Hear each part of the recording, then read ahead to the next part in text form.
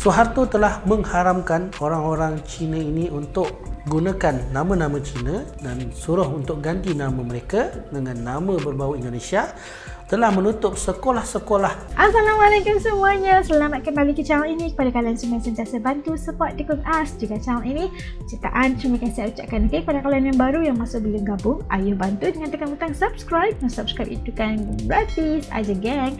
Okey lah, seperti biasa sebelum us mula, us ingin mendoakan buat sesiapa saja yang menonton video us kali ini agar dikurniakan limpahan rezeki yang luar biasa, tidak akan pernah putus-putusnya, dipermudahkan segala urusan, diberikan kebahagiaan, dan buat saudara kita di Palestina semoga terus dalam lindungan Allah selamanya, insya-Allah. Amin, amin ya rabbal alamin. Okey, hari ini As nak react satu lagi video daripada channel ML Studios. Okey, kali ini kita akan melihat kenapa Cina Indo lebih faham atau lebih fasih bahasa Indonesia daripada bahasa Cina. Itu persoalan yang sering kali kita fikirkan. Okey, ingin cari tahu kenapa? Yuk ikut us react. Yuk.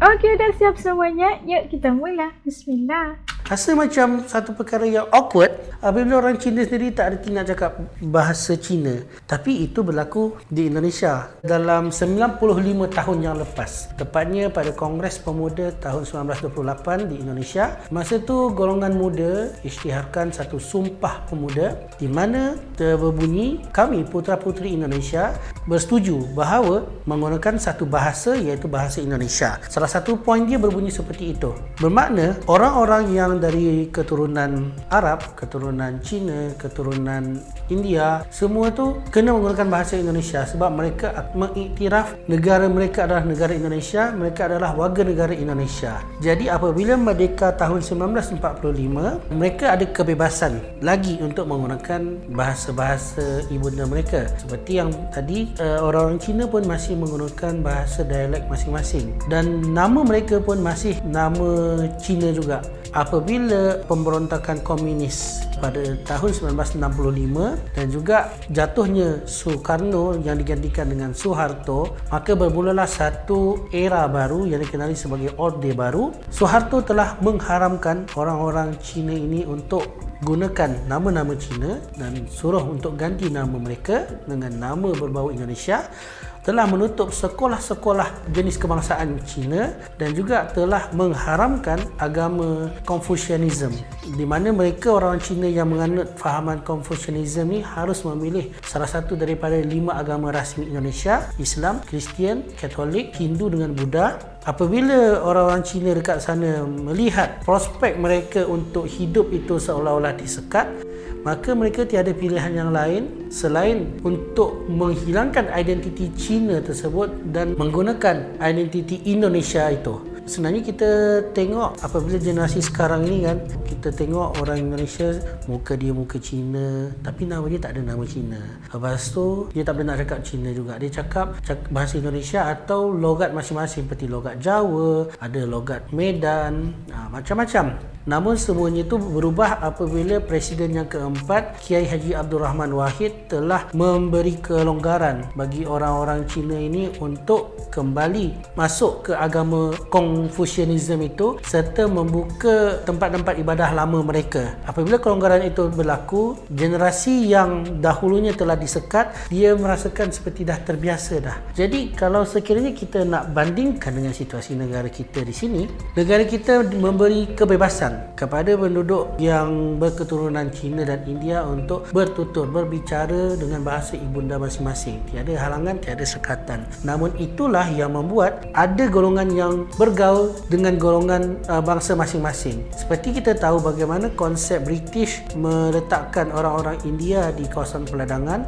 orang-orang Melayu kawasan tanian dan orang Cina di kawasan perdagangan. Jadi ada golongan yang hanya boleh bercakap dalam bahasa itu sahaja. Jadi apabila Malaysia merdeka tahun 1957 dan kemudian 1963 menjadi persekutuan Malaysia, maka ada golongan-golongan yang kita kenal di Malaysia ini, dia dah susah dah nak bercakap dengan bahasa Melayu dengan baik dan betul. Sampai sekarang kita masih jumpa lagi. Cuma kita akan mempersoalkan lah, apakah mereka ini warga negara Malaysia yang ber-IC warna biru atau sebenarnya mereka ini langsung datang dari tanah besar China. Cina sehingga mereka langsung tak boleh bercakap. Jadi itu satu perkara yang agak sedih untuk kita lihat bagaimana warga negara kita sendiri agak sukar untuk bercakap menggunakan bahasa kebangsaan kita. Sementara kalau di Indonesia, walaupun ada etnik Cina yang pada masa Orde Baru itu belum dianggap sebagai warga negara, tetapi mereka masih boleh bercakap dalam bahasa Indonesia. Seperti pemenang pingat emas Olimpik pertama di Indonesia iaitu Susi Susanti, atlet badminton, pada masa wakili negaranya, dia adalah seorang yang belum jelas lagi taraf kerajaatannya kerana dia adalah keturunan Cina, tetapi dia masih boleh bercakap dalam bahasa Indonesia dengan baik dan benar. Nah, bagaimana juga dengan orang-orang di sini? Nah, tadi kita dapat tahu kenapa sebenarnya Cina di Indonesia lebih fasih berbahasa Indonesia berbanding dengan bahasa Cina. Dan ada pro dan cons-nya kalau kita nak membuatkan perbandingan antara Cina di Malaysia dan juga Cina di Indonesia. Dan ada kebaikan dan ada keburukan juga, macam gitulah. Dan as respect sekali apabila kalau pergi ke Indonesia, Cina di Indonesia itu semuanya ngomong kayak Indonesia banget, tahu enggak? Mereka itu muka itu kecinaan banget, tapi nama mereka itu nggak ada nama asingnya, nggak ada nama Cina gitu kan. Mereka menggunakan nama yang punya ciri-ciri keindonesiaan dan juga fasih sekali bahasa Indonesia dan juga fasih juga berbahasa-bahasa daerah seperti bahasa Sunda, bahasa Jawa dan sebagainya. Itu luar biasa banget. Nggak seperti Cina-Cina di Malaysia ini, kebanyakan ada yang ada juga malahan yang nggak bisa berbicara dalam bahasa Melayu dengan baik gitu, dengan menggunakan bahasa Malaysia dengan baik. Tetapi tapi mereka masih lagi punya budaya mereka, masih mengamalkan bahasa mereka sendiri, punya sekolah sendiri lagi.